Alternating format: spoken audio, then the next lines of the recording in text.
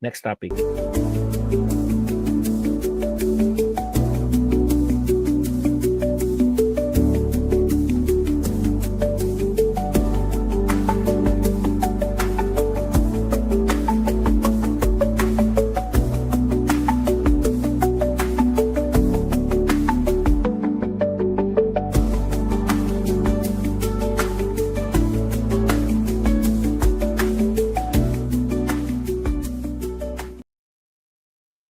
Alright. Good evening mga absat. Ito yung Maestro Paul, nagbabalik. Pag-usapan naman natin tong last topic natin mga absat, no? Pag-usapan natin to sa nangyari. Kasi kanina, nag-proclaim na sila ng mga party list mga absat, no, sa mga nanalo. Unfortunately, isa sa mga top 3 hindi nakasama sa proclamation. Bakit kaya? Ako, sabi dito sa balita, absat, the proclamation of the 2 winning party lists. The proclamation of the 2 winning party lists during the 2025 midterm elections will not push through on Monday afternoon, May 19, following a decision of court elections, which is sitting as a national board of canvasses. Ano ba sabi dito sa call? Tingnan natin. Mukhang may laman yata to eh. Sinabi ba dito? COMELEC suspends 2 winning. Ito. Okay, share natin dito, Mabsat. Dali. Sino ba yan? Ano, COMELEC suspends proclamations of 2 winning party lists by Joseph Pedrajas. O, kanina lang to, no? 12:47 ng tanghali. The proclamation of 2 winning party lists 22 mid-election will not push through on Monday afternoon following the decision of COMELEC, which is sitting as a national board of canvassers. The proclamation of the 2 winning party lists during the 2025 midterm elections will not push through. Ulit to, ah. Dali. Wait lang.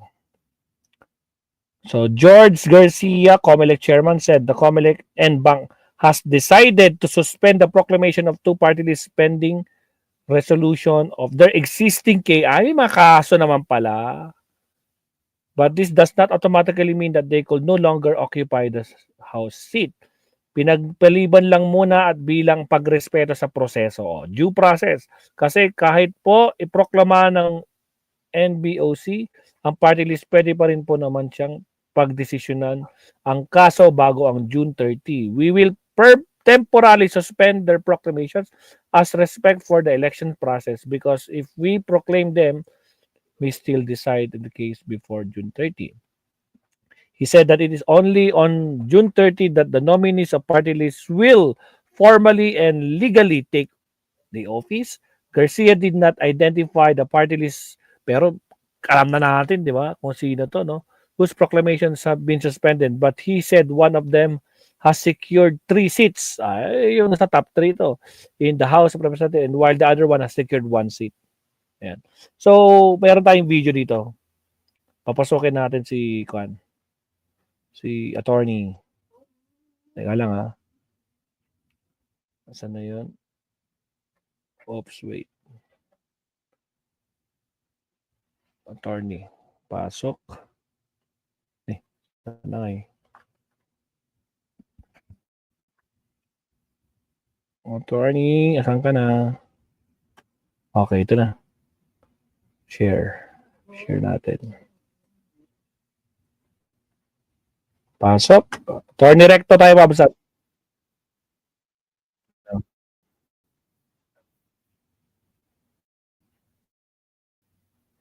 Okay, here we go. Pasok. At kasinungalingan. Bayan, ngayong araw, prinuklama na ng COMELEC ang mga nanalong party lists. Kaya lang may 2 party lists na hindi prinuklama. Dalawa ito, yung Duterte Youth Party List at saka BH, yung bagong henerasyon.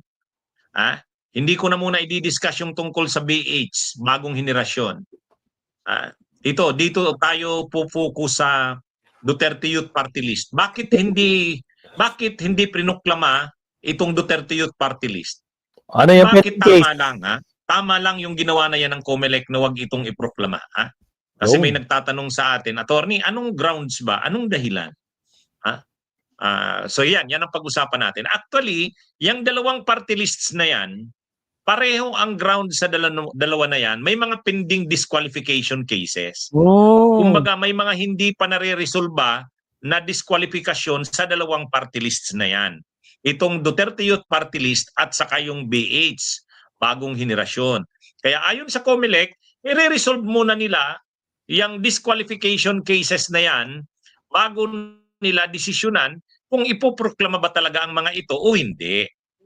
Yung kasing mga prinuklama ngayon, yung mga walang kinakaharap na kasong disqualification. Ngayon ang tanong, ano ba itong Duterte Youth? Ano ba ang disqualification case nito? Alam nyo mabigat, mga kabunyog, mabigat ang grounds o rason bakit pinapa-disqualify itong Duterte Youth Party List na to. Sino ba ang nag-file ng reklamo laban dito sa Duterte Youth Party List? Mga youth leaders ang nag-file. Ang abogado nila si Sixto Brillantes mismo, dating COMELEC chairman, saka si Emil Marañon. Si Emil Marañon, magaling na election lawyer yan. Magaling na election lawyer yan si Emil Marañon. O syempre lalo naman si dating COMELEC chairman Sixto Brillantes. Ano ba ang grounds o dahilan at pinapa-disqualify itong Duterte Youth Party List? Mga kabunyog, mga kababayan, may isinampang reklamo laban dito noong 2019 pa. O 2019 pa, 2019 pa, mga 5 taon mahigit ang kaso. Ano ang grounds? Hindi pala ito nag-comply sa requirements ng publication and hearing. Yun lang. Ano ba yung requirements na yan ng publication and hearing? Ang publication and hearing, shout out Pogi kay Music Lover, shout out, kay Mira Inoue, kay Lito Flores Vlog, Francis Tesorero, maray na hapon, kay Sakura 35. Ano ba ang itong sinasabing publication and hearing? Alam nyo mga kabunyog, ang ating party list na bunyog, tayo ay dumaan diyan. Dumaan tayo sa hearing ng COMELEC at dumaan tayo sa publication. Ano ang ibig sabihin ng publication? Pagka nag-apply ka sa party list, magpapapublish ka ng petition mo, yung sinabit mo sa COMELEC na petition for registration as party list, ipapublish mo yan sa dalawang national... Nawawala yung signal Nangyari. Nawawala yung signal natin. Newspapers. Hindi mga tabloid lang Kailangan yung mga national newspapers, general circulation. Gumastos tayo diyan noon. Ang bunyog nung nagpapublish tayo, gumastos tayo sa kasi buong page 'yun. Buong page babayaran mo kasi ang petition kasi ng party list, kami noon mga 20 pages yata yung petition ng bunyog. Tapos pipilitin mo 'yon sa isang page. Sa isang page ipapublish 'yon. Eh di para kang nagbayad ng isang advertisement sa isang page. Magkano 'yon? Mga 120,000. Ay dalawang newspapers of general circulation ang kailangan mong pagpublishan yan. Ipe-present mo 'yon sa COMELEC na nag-publish ka nga at mayroon kang affidavit ng publication. Talagang kailangan 'yon. Pag wala noon, hindi ka pwedeng hindi ka pwedeng tumakbo sa party list. Nasa batas 'yan. Bakit kailangang i-publish yung petition mo? Kasi kung may nagkukontra sa petition mo, malalaman ng publiko dahil nag-publish ka sa dyaryo ng petition mo. Requirement 'yon, publication. Yung pangalawang requirement, hearing. May hearing sa COMELEC. Noon, dahil dito ako nakabase sa Bicol, hindi ko naman mahahawakan yung kaso ng bunyog. Mag-apply kami. Nagbayad tayo ng abogado noon. At yung abogado na yun, siya yung nag-a-appear doon sa hearing sa COMELEC. Nakailang hearings yan. Ibig sabihin, yung dalawa na yan, requirement na yan ng hearing at publication, jurisdictional requirement yan. Ibig sabihin, hindi pwedeng wala niyan. ito palang Duterte Youth, wala palang publication at walang hearing. Ay malakas kasi ito nung panahon ni Duterte. Yun lang, hindi pala dumaan sa ganong proseso, dalawa, no? Yung hearing tsaka yung publication. Sino ba ang presidente nung panahon na yan? Siyempre, Duterte. Ngayon, napansin na sa pamumuno ng ating Pangulong Bongbong Marcos, may ganito palang ginagawa tong party list na to. Nakakabaw! I-disqualify nyo na. Comelec, nakakabaw. Shout out sa Balilo family at sa Culambo family. Hello everyone. Galing kay Bong Tupas. Kay Proceso Berano. Siya nga pala, hindi ko nag-greet kahapon. Ang napaka-aktibong leader namin sa Kalung. Happy birthday, Kabunyog. Greet kita kahapon. Mga Kabunyog, mga kababayan. Yan ang reklamo sa Duterte. dito sa Duterte Youth Party List. Kini-question nila Attorney Marañon. Magaling yan, si Emil Marañon. Magaling na election lawyer yan. Kini-question ng mga kabataan, ang abogado nila si Attorney Emil Marañon at si dating Comelec Chairman, Sixto Brillantes, kini-question nila, paano nakalusot ang Duterte Youth na maging registered na party list gayong wala itong publication. Hindi pinablish yung application niya. Pangalawa, walang hearing.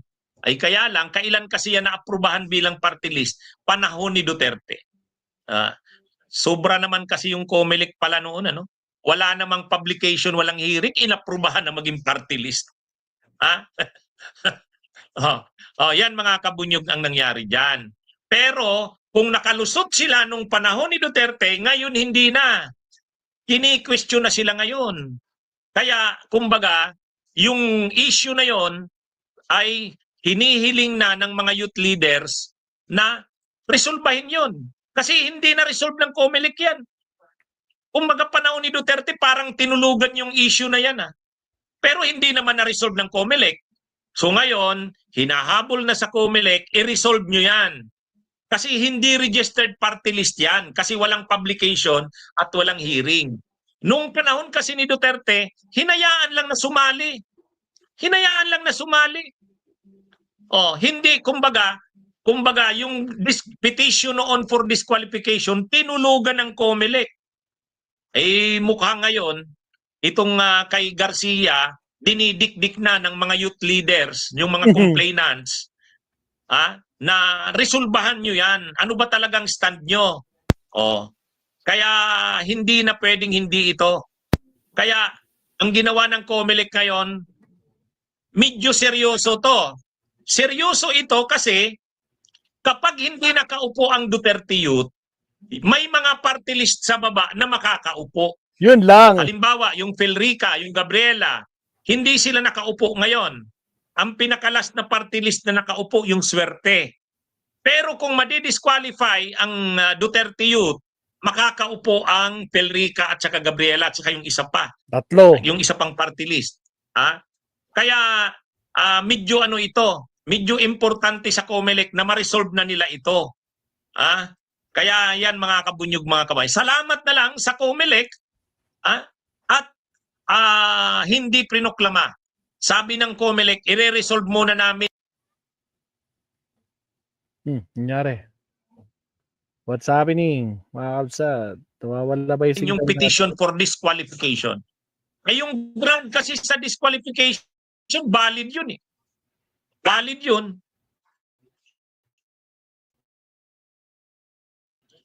Si Dilatorre Victor, attorney, nanalo po ba kayo? Hindi po. Bakit tayo hindi nanalo? Kasi pumamayang gabi sa gabi-gabing talakayan. Ano ang nangyari sa Bunyog? Panoorin nyo mamaya Panoorin nyo mamaya. Ano ang paliwanag natin? Bakit hindi tayo nanalo? So yan mga kabunyog, mga kababayan. So balik tayo dito sa Duterte Youth. Kaya hindi naman dinidisqualify ang Duterte Youth dahil Duterte Youth, Duterte sila. Hindi. Hindi yun ang issue. Hindi yun ang issue. Ang issue dito, may hindi sila nasunod nung mag-apply bilang party list. Ano ang dalawang hindi nila nasunod? Publication and hearing. Yun. Publication, ibig sabihin, yung petition mo noon, ng petition mo, para ma-register ka bilang party list, ipapublish sa national newspapers. Dalawa. Kami sa Bunyog, pinablis namin yun, nagbayad kami. Oh.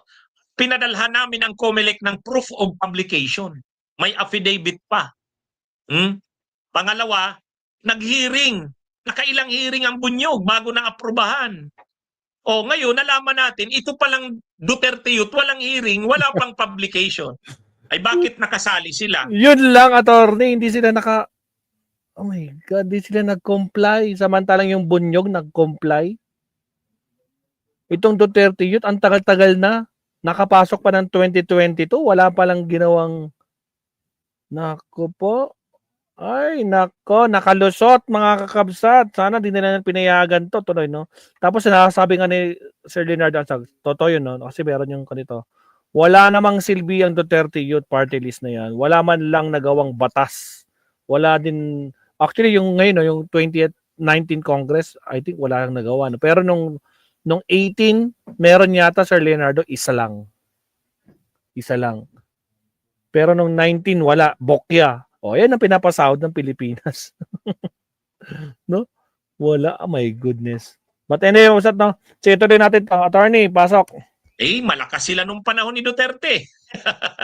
Malakas sila nung panahon ni Duterte. At nanalo naman sila, kaya prinoklama. Yun lang. Ngayon, dahil prinoklama sila, hindi na yata pinag-usapan yung petition, yung disqualification sa kanya. Mali yun. Sabi ng mga ng nila Attorney Marañon, bakit hindi nire-resolve ng COMELEC yung petition na yon? Matagal na yung petition for disqualification na yon. Bakit? Dahil lang ba nananalo ang Duterte Youth? Kakalimutan na yung petition for disqualification? Hindi pwede yun. O kaya ngayon, sinisingil na ang COMELEC. Kaya napilitan ngayon ang COMELEC na wag muna itong iproklama. I-resolve muna natin yung petition for disqualification. Pero may statement na nilabas, itong Duterte Youth, lalapit na daw sila sa Korte Suprema.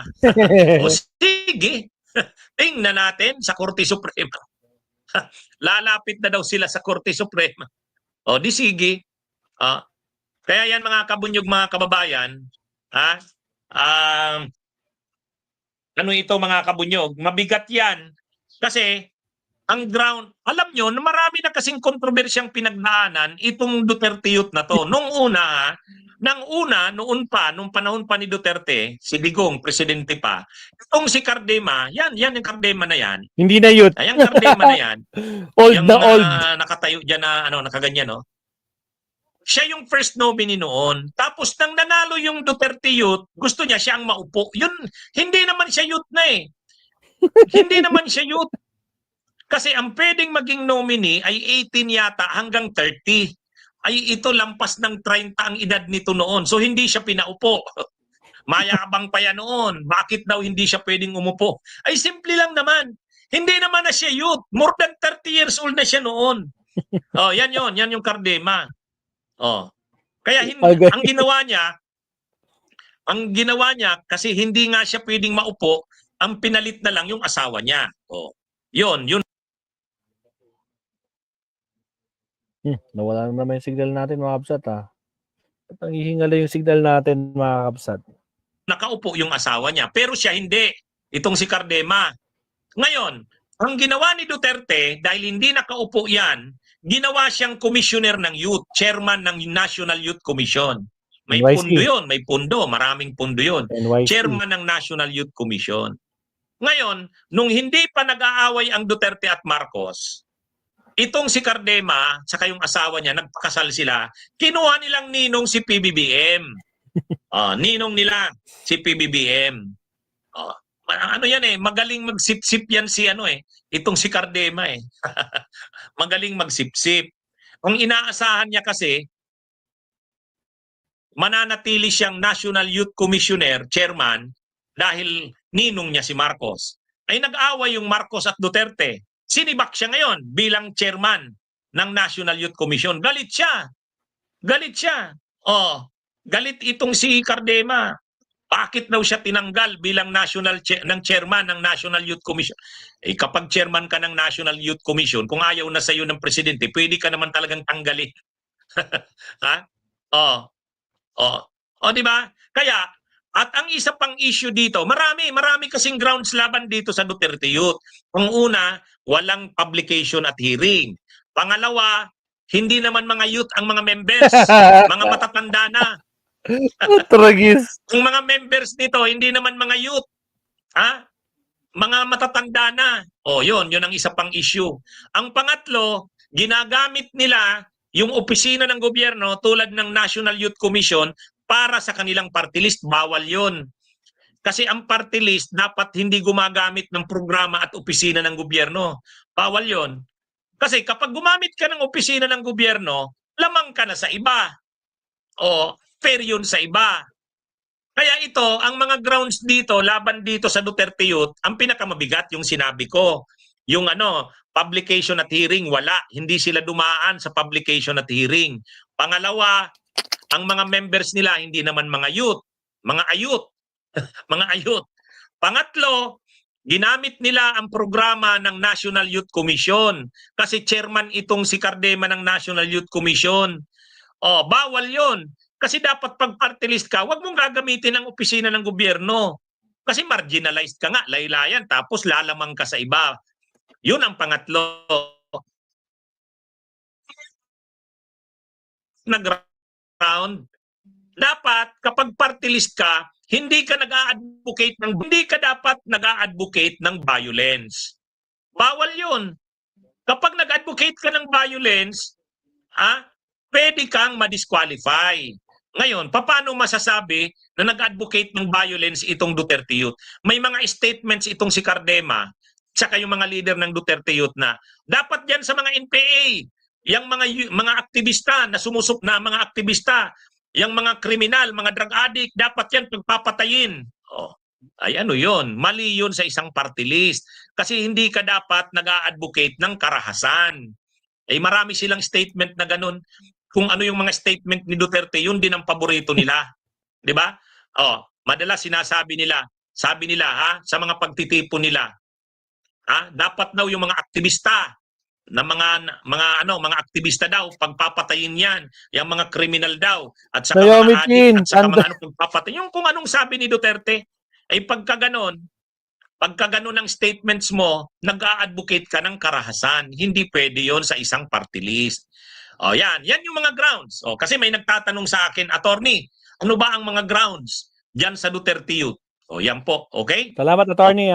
Guys, singit lang natin to, no? Actually, binigay naman na ni Attorney Recto. Ngayon, punta tayo sa ating favorite attorney. Attorney Claire, kakaumpisa pa lang niya, sumabay tayo sa kanya.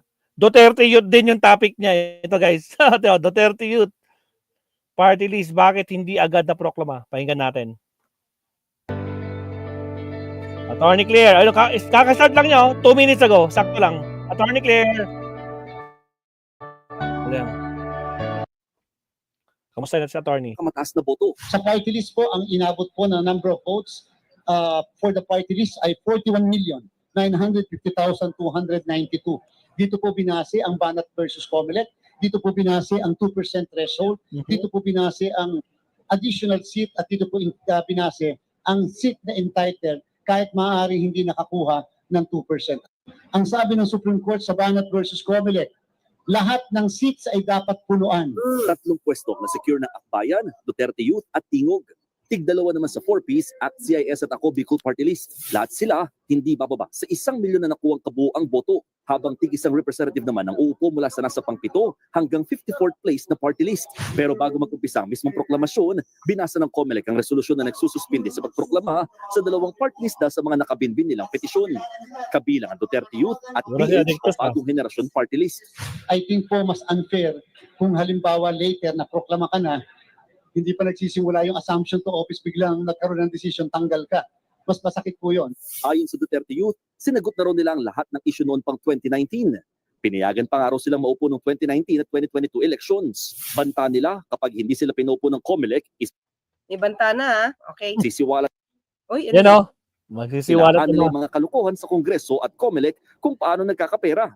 Oh. Hello? Oh. Ba't ganon? May pangbabanta si Duterte Youth Party List, Ito na sa akin, Cardema. mga Klira. Okay, ngayon ko na nadinig tong may pagbabanta pala. Sa akin lang, di ba, kung ikaw ay talagang para sa bayan, kung ikaw ay para sa bayan, wala kang condition. Pag mali, isiwalat mo agad. Hindi parang ginagawa mo siyang bargaining chip. Oh, pag di mo to, pag di mo kami pinulaklama, may ibubunyag kami. Eh how can we tell now na legit yung kanyang mga sasabihin? Kung out of revenge, out of paghihigante, out of inis niya lang sasabihin? Ba't ngayon lang? Di ba? Kasi nangangampanya na sila before, mga ka-clear. Di ba? For the 30 Youth Party List. Kami ay para sa bayan, kami ay para sa kabataan. Tapos, kung totoo na may mga issue ng corruption, di dapat noon pa. Ba't ngayon lang? Tapos, magjo-join ka? Kasama ka na dati dyan eh. Diba, alam mo pala, since nandiyan ka na itong 19th Congress, ba't hindi pa siniwalat before? O baka naman ano lang to, baka may gagawin na namang, dali kasing gumawa ngayon ng kwento eh. Diba? Tapos papalakihin, viral na. Tapos yun na yung totoo. Parang yun na yung totoo. Ang daling gumawa ng ganun. Diba? So, bakit ganun may pagbabanta? Ulitin nga natin yun mga clear. Wait lang Kongreso at COMELEC kung paano nagkakapera ng COMELEC is to elections. Pinayagan pa nga raw silang maupo ng 2019 at 2022 elections. Banta nila kapag hindi sila pinupo ng COMELEC, isisiwalat nila ang anilay mga kalukuhan sa Kongreso at COMELEC kung paano O diba? Pati COMELEC kasama. Bakit hindi pa siniwalat noon? At nagtiwala ka pa, ito lang mga kaklira, kung may problema sa COMELEC, di ba dapat siniwalat mo na? Bakit hinintay mo pa na mga panya ka, sumali ka pa sa proseso, kung wala kang paniniwala sa COMELEC? Di ba? Nung nananalo ka, wala ka namang, hindi mo to iniiyak. Hindi ka nagsasalita about this. Wala kang tutol. Diba? Bakit ngayon na mukhang nahadlangan ang proklamasyon? Hindi naman sinabing hindi kayo ipoproklama, diba? Sinuspend lang kasi may pending cases. Pero bakit ganun ba talaga pagka nagtatanong lang ako parang pag mga Duterte, alay ng mga Duterte, ba't parang lagi may pagbabanta? Sinabi mo Hindi ko lang alam, parang yun lang yung papasin ko mga ka-clear. Ha? O, di ipakita mo na. Dapat noon pa. Diba? Ngayon na muna pakita. kakapera. Ayon sa bagong henerasyon party list, wala silang natanggap na kopya ng reklamo. Handa raw silang harapin ang anumang isinampas sa kanila. Naghain na raw sila ng urgent motion to proclaim sa COMELEC. Nagbabalita mula sa frontline, Mon Gualvez, Ano ba yan? News 5. Mga kapatid, Cheryl Cosin po. Okay.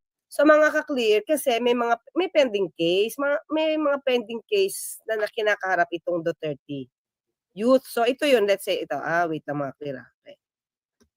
This is May 8, 2025, ha? Basahin natin. Pero meron pa isang pending case regarding 2019 na parang hindi pa nare-resolve. Youth leaders file petition to cancel the 30 Youth Party List registration. This is May 8, 2025. Ang nag-file, Youth Advocates for Climate Action Philippines National Coordinator. Yan, versus Youth Party List. Sinampa sa COMELEC. It's May 8, 2025. Okay? Okay. Sabi dito, ayan, nag-file sila seeking the cancellation of the Duterte Youth Party List. Sabi ng NUPL, National Union of People's Lawyers.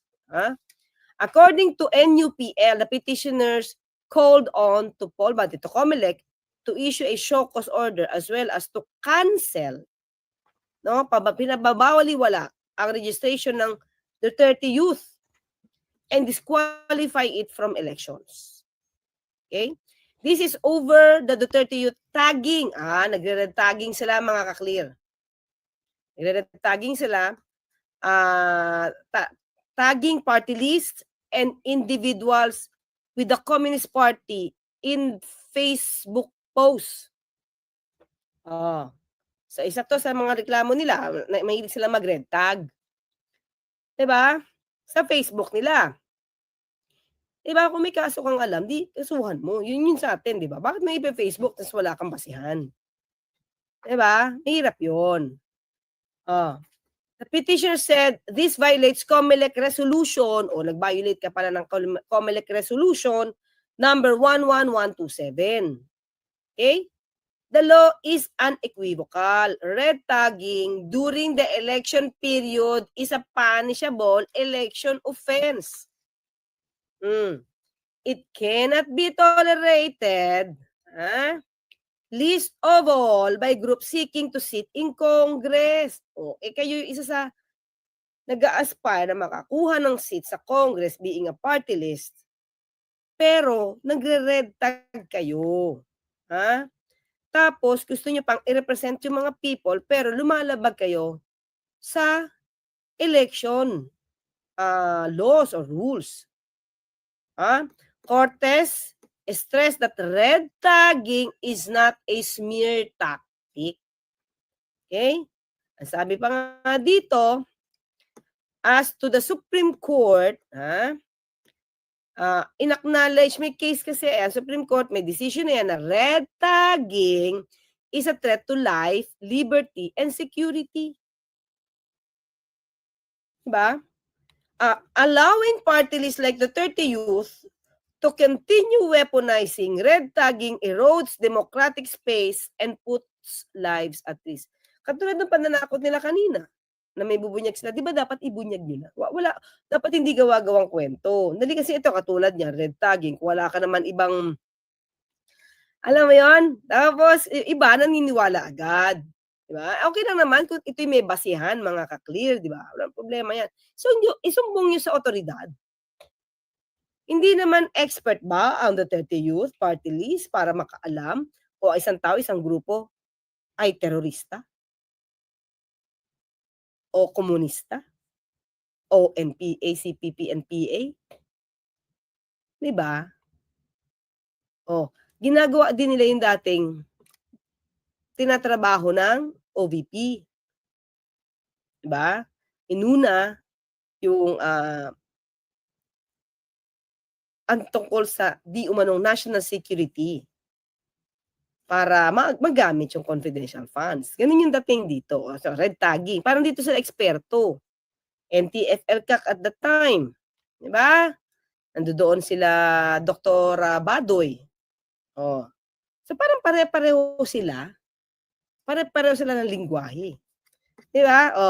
The petitioners are Rachel Pagsanhay Hunsay, National Coordinator of the Youth Advocates for Climate Action Philippines. Michael Troy Cabangon, PUP Student Regent, and Francesca Marie M. Duran, UP Student Regent. In a statement, the 30th chairperson, Ronald Cardema, said what his group said were truthful facts. Totoo naman daw. May tanong natin mga can anybody red tag? Nasa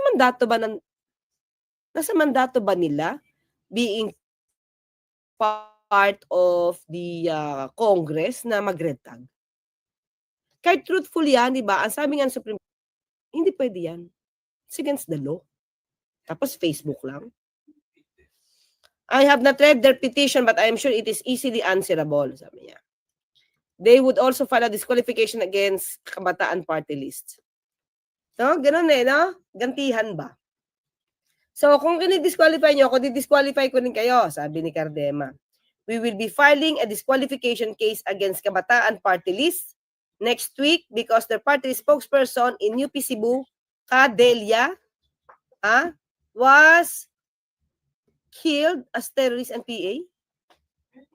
Tanong natin, may record ba ito na ganyan? So, ito yun di ba? Yung klaseng yan, yung pag-associate sa di umanong kay Cadelia, Dalia pala. Di ba? Bilang sa ganyan terrorist and PA. Na-declare ba to as terrorist?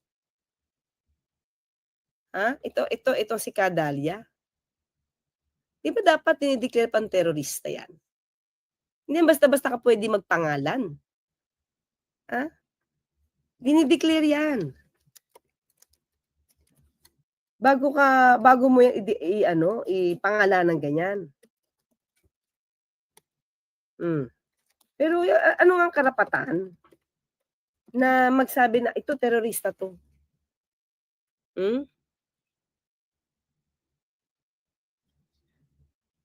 Mahirap yan. Kasi malaking ano ito mga kakri, sabi nga nila, di ba, may pananakot ito pag ganyan ang ginagawa nyo.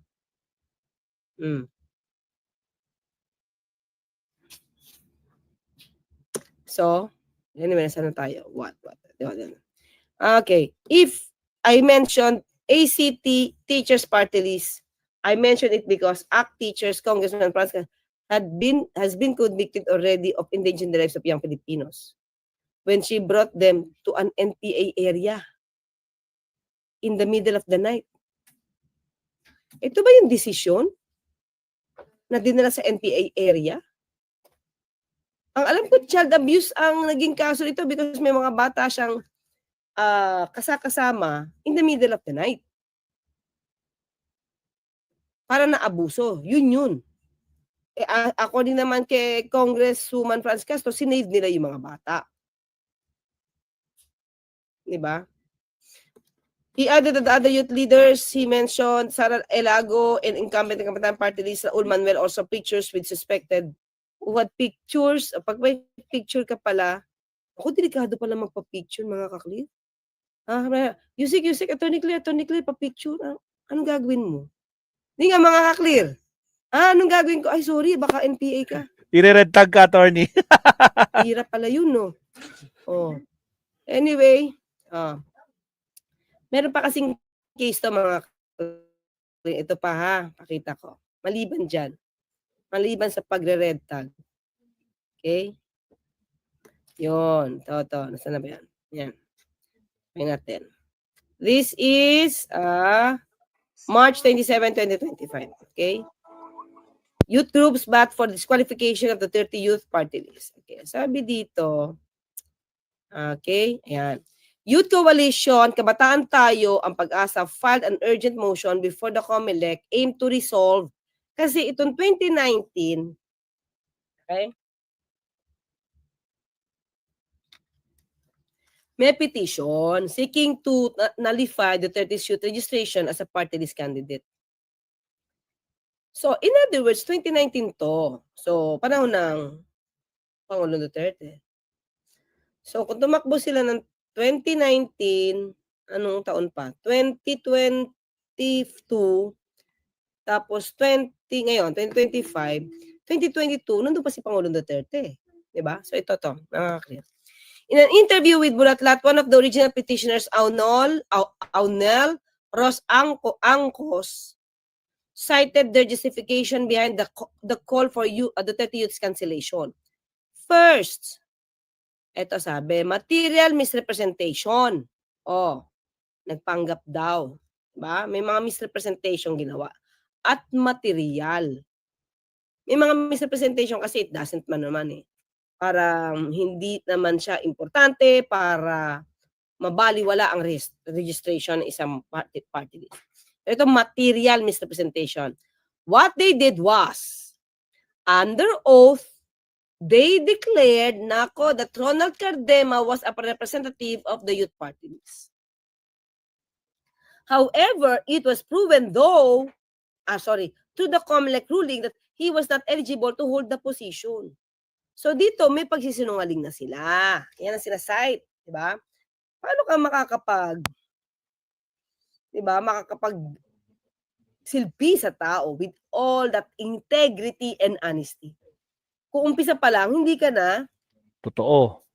nagdedeklara ng tama. Second, yan na, sabi, ito pala, may misrepresentation na dito. Second, hindi daw nila pinablish yung kanilang listahan ng nominees. Yun lang. Which is one of the requirements to be considered an official and illegitimate party list running in the 2019 elections. Bakit naari ito? Bakit napayagan to? Is it because lang? Of Duterte. Duterte party list close kay dating Pangulong Duterte and 2019 is still Pangulo pa ang dating Pangulong Duterte. Nakalusot. magkakaroon din ba ng issue ng 2022 kung panahon pa ito ni dating Pangulong Duterte? It can be recalled that in 2019, a petition was filed to nullify the party's registration and disqualify Cardema from representing the party list. Through the COMELEC, disqualified the then first nominee Cardema, who was then already more than 30 years old. The call for the 30 youths nullification has remained unresolved. Ito. Pero in the call, okay. Yung disqualification, disqualify si Cardema, pero yung petition para ma-nullify ang registration ng Duterte Youth Party List, hindi pa siya na-resolve for 6 years or 5 years. 6 months. 5 years and 6 months. As of March. Okay? So, pending siya. Hindi siya nare-resolve. Noong pa nila gusto ito, ipanalify. So, bakit nagtagal? Yun lang naman tanong di ba? Kung may nakita silang disqualification, nakita na ng iba na hindi yan nagkaroon ng publication and everything, which is one of the requirements para ikaw ay maging legitimate ang existence ng isang party list, dapat na-publish. Pero, bakit hindi ito na desisyon na natulog? Diba? The grounds for the 30 youths cancellation as per petition included false representations from 4 out of 5 nominees. So, isa lang okay. Support for the unlawful and violent war on drugs of former President President Rodrigo Duterte, and party list bogus representation of the youth sector. Okay? Hindi pa dito nakalagay yung ano. Siguro iba to, no? Iba naman yung kanina mga binasa natin tungkol sa red tagging. Okay, so kaya sinabi mga pending cases. Okay? The Duterte Youth Party List was also one of the 86 out of 156 party lists falsely representing marginalized sectors. Ano nga ba nire-represent nyo? Ano marginalized sector nga ba nire-represent ng Duterte Youth? Mga kabataang para kay Duterte? Marginalized sector ba yun? Ang dami naman kasi. Siguro, ang COMELEC kasi. Ang dami mga inoohan. Ito, example ko lang Bato-bato sa langit, ang tamaay, wag magalit. Hindi, ito lang mga klip. Isipin nyo lang. Yung agimat, pangalan pa lang, ano yung nire-represent niya? Anong marginalized sector yung nire-represent? Di ba? So, ang dami, tignan nyo, ang dami-dami mga pangapangalan. Di ba? Yung PBBM, ginamit, pero hindi yun connected sa Pangulo. Di ba? Ano pa?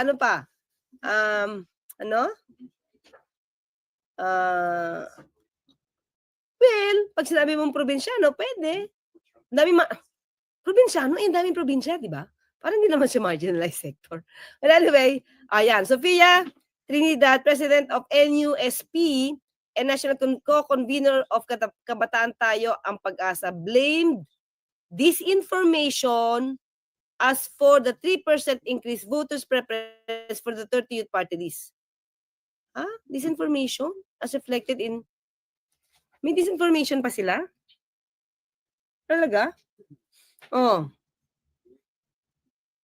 The existence of the 30 youth would only further deceive and exploit the youth, serving as blatant disregard for our country's suspected electoral system. Okay, so yun yung kaso mga kaklir. At least alam niyo bakit sila din-disqualify. Anyway, panoorin pa natin to. Alam ko para may sagot na dito si Cardona. Kaugnay ng petisyong ipawalang visa ang registration nito. Agad din namang bumanat ang grupong nagsampa ng reklamo. Ang detalye sa agenda report ng aming Mojo, Ivy Reyes. Baliw po kayo? Ikatlong eleksyon na namin to. I am the one representing and serving the sector before and after their petition. Overage ka nga daw Tapos hindi kayo nagkaroon ng publication. So, ang tanong lang naman mga ka-clear ganito. Requirement by publication. Oo. Bakit hindi kayo na-disqualify kahit may pending na case noong 2019 pa? Is it because malapit kayo kay Pangulong Duterte? Magtatanong lang mga ka-clear, kasi dapat napunan na to. Kasi may pending may pending case, 2019 pa. Na hanggang ngayon, hindi pa na-resolba. Diba? Paano kayo nakausad? Is it because nga, malapit kayo sa mga Duterte? Ha? Duterte on their side kasi 2019 and 2022 unit team. Yeah, nandun pa rin ang Pangulong Duterte noong 2022, 2019.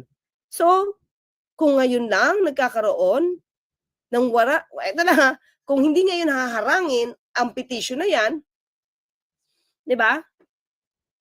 Baka ngayon lang madesisyonan dahil wala si Pangulong Duterte. Yun lang naman yung tingin ko, di ba?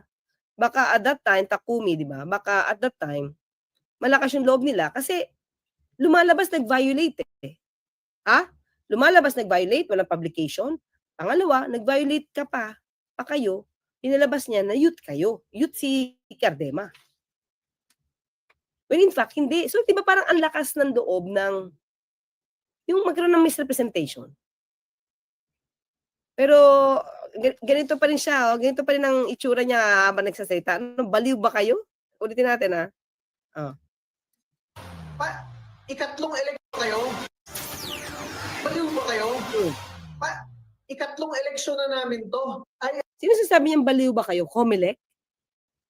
Malamang, no? I am the one representing and serving the sector before and after their petition. Libel at perjury. Yan ang mga kasong isasampa ng Duterte Youth laban sa Kabataan Party List matapos maisampa ang isang petition sa COMELEC na i-nullify ang registration ng 1 month ago pala to mga ka-clear. Okay? So, sabihin niya pala dito, ayun nag-file. Okay? March 27 to. Okay? Pero ito yung reaction niya pala nung nag-file ng case. grupo ni Ronald Cardema. Ayon sa Kabataan, misrepresented ang Duterte Youth mula pa 2019 dahil lagpas na si Cardema sa age limit nang umupo siya bilang kongresista. Buwelta ni Cardema sa isang sulat kay COMELEC Chairman George Garcia, nagpapanggap bilang election watchdog ang Kabataan. Depensa rin ni Cardema ang dismissal ng Korte Suprema sa parehong disqualification petition noong 2020. Kailangan, basahin ko muna to ni Amnioji. Should rename themselves Duterte Red Taggers ng youth. Pwede, actually, hindi lang youth eh. Diba? Hindi lang youth. Oh, sige, tuloy. 20. Pero, mahalagang linawin na hindi ang Kabataan Party List ang naghain ng petition ngayon, kundi ang youth-led election watchdog na Kabataan Tayo ang Pag-asa, o KTAP. Sagot ng KTAP sa libel charge ng Duterte Youth, we just want accountability. Dagdag pa ng KTAP sa kanilang statement, maingay talaga ang latang walang laman. Lumusot lang din daw ang Duterte Naku, ano to? Lata? Walang laman si Cardema? Sige nga. Youth dahil kaalyado nila ang nakaupong presidente noon. Nagkasa naman ang Duterte Youth ng isang balawakang rally sa Calamba, Laguna para bukas para igiit ang panawagang ibalik sa bansa si dating Pangulong Rodrigo Duterte. May banat Yung ba yung trabaho ng Duterte Youth? Talaga? Wait, tatanong ko lang ang pinagsisilbihan ba nila youth o Duterte? Diba? Isang malaking tanong din pala yan, no? Duterte Youth, sabi ni M. Talion, should be disqualified for spreading fake news and tagging pa. Bad example sila sa mga kabataan. at din ng grupo sa administrasyon. Pinagmukha mong inutil. Wow. Yung mga justice Diba? Ganito. Yung mga words talaga nila, no? ng Supreme Court, justices ng Court of Appeals, judges ng mga iba't ibang trial court sa bansa. Paniwala ng Duterte Youth, political act lamang ang disqualification petition laban sa kanila at ang pagkakaaresto kay FPRRD. Oh, nasingit pa talaga yung gusto nilang pagsabi tungkol sa ano. No? Well, anyway, nasa kamay yan ng COMELEC, mga ka-clear. Ha? Tingnan natin, kasi isa sa mga pinupunto na nakita natin yung pagre-red tag niya. At hindi niya yun dininay, mga ka-clear. Ang sabi niya, based to sa truthful facts. Pero the act of red tagging is really a prohibited act. Diba? The act itself, it's prohibited act. Diba? Sabi nga ng Supreme Court, ang red tagging is hindi. It's bawal. Pero bakit ginagawa niyo pa rin? Ginagawa pa rin ng Duterte Youth. At yun yung reklamo ng isang kabataan party list, di ba? Tatak DDS hilig maghiganti. Oh, di ba? So, tingnan pa natin dito mga klira. So, ito. Basahin lang natin tong latest. Duterte Youth is purist party list and was mainly formed to weaponize the Duterte camp to attack those who oppose them. Hindi kasi nagre-red tag, hindi ko alam kung anong expertise nila para sa red tagging. Okay, kung meron ba silang power, where is Duterte party list given the authority, no? To determine if a group, if a person is terrorist. Oh. Ito. The proclamation of Duterte Youth and Bagong Henerasyon party list groups was postponed by the Commission on Election Monday. During the proclamation ceremony held by the COMELEC at Manila Hotel, 10 City, COMELEC Chair George Garcia formally announced the suspension of the 2 party lists. Groups proclamation due to the pending cases filed against them before the Poll Commission. Tanong natin, ano kaya magiging decision dito? Diba? In its recommendation dated May 17, 2025, the Supervisory Committee has recommended the suspension of the proclamation of the 30 Youth Party List and BH Bagong Henerasyon due to the following pending petitions filed before the clerk of the commission. Considering the serious allegations raised in the petitions which involve grave violation of election laws, the National Board of Canvassers resolves to suspend the proclamation of the 30 Youth Party List and Bagong Henerasyon Party List. Hanapin ko kung anong problema dito. Until the speedy and judicious resolution of the petitions filed before the clerk of commission. Okay? Sabi niya, the party list groups will not be proclaimed during the official ceremony. Explained that the COMELEC will resolve the pending cases against them first, since they have enough time to do so, given that the newly elected officials would start on June 30. So, may panahon naman daw sila mag-resolve. Diba? Okay, wait lang. Oops, ayaw mandar. May naghang. Wait lang. Sabi ni Cardema, babalikan daw niya ang NBI pag nanalo ang Duterte Youth. Babalikan daw niya ang NBI pag nanalo ang Duterte Youth. Yun na nga, ba't ba ganun? Bakit ba sila sanay sa ganun?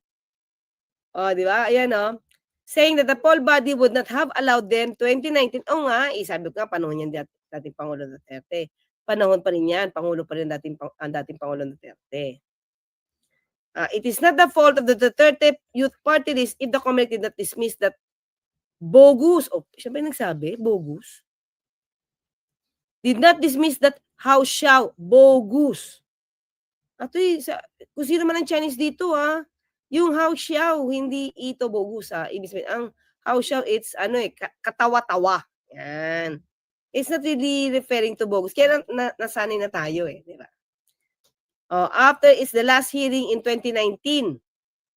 And now COMELEC is trying to subvert the votes of the Filipino people by delaying the proclamation scheduled today. Di ba?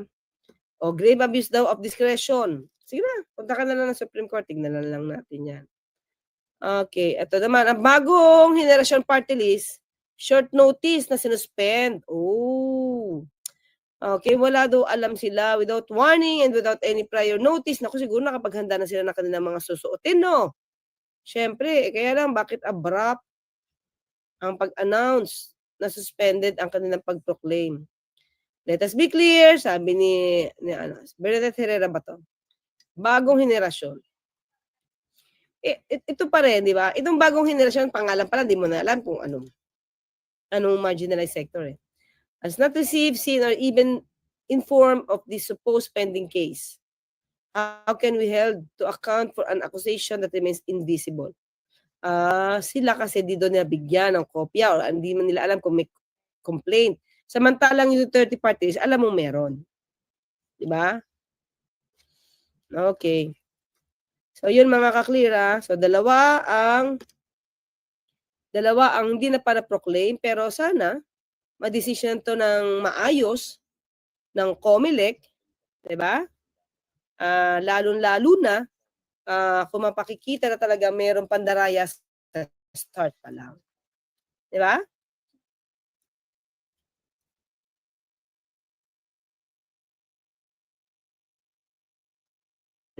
Medyo malakas pa rin loob niya ngayon, pati si Atty. Claire. Ha?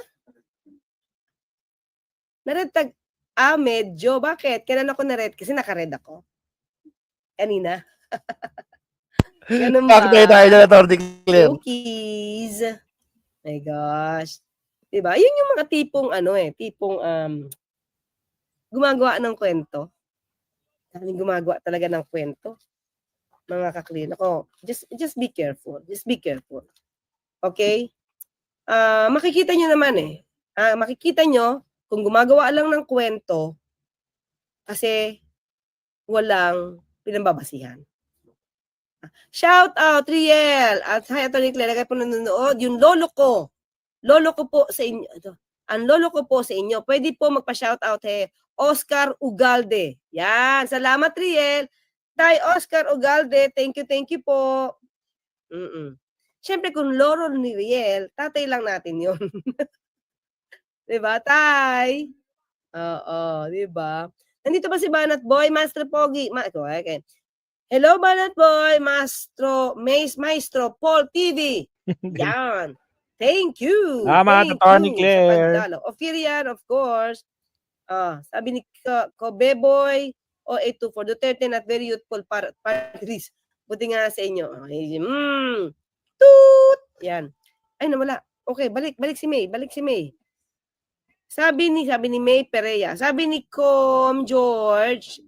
Chairman George, ang hindi pinadalhan ng invitation, ibig sabihin ay may mga nagreklamo. Diba? Kasi minsan may mga clear ngayon, ang invitation, may QR code nga. Wala kang QR code, ibig sabihin, huwag kang pumunta. Diba? Well, anyway, Cathy 711. Hello, Banat Boy. Yun, Eileen Grace Villar watching from Cabanatuan City, Nueva Ecija. So yun lang mga ka-clear, no? Tingnan natin, paano ba i-resolve ito kung mapapatunayan naman na nagre-red tagging, tapos may violation ng election laws, may misrepresentation since time immemorial, since 2019, diba? Ano to? Ito lang yun, mga clear. Pag ba nagloko, ito lang diba, kung ang one of the requirements is publication at hindi mo na-comply yun, does it mean na magiging legal ka na?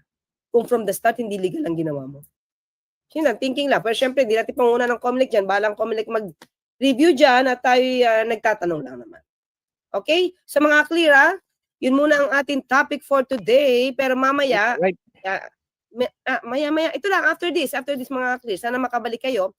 Meron po tayo na topic patungkol dun sa mga mambabatas na umalma doon sa I want blood bath. Thank you, Sir Edison Morita, Enjoy na naman yun, Star. Aking mga MIBs. Salamat, Atty. Claire. Ayan, mabsat to. So, mas malino na naman, no? Actually, pareha sila ng punto ni Atty. Recto kanina.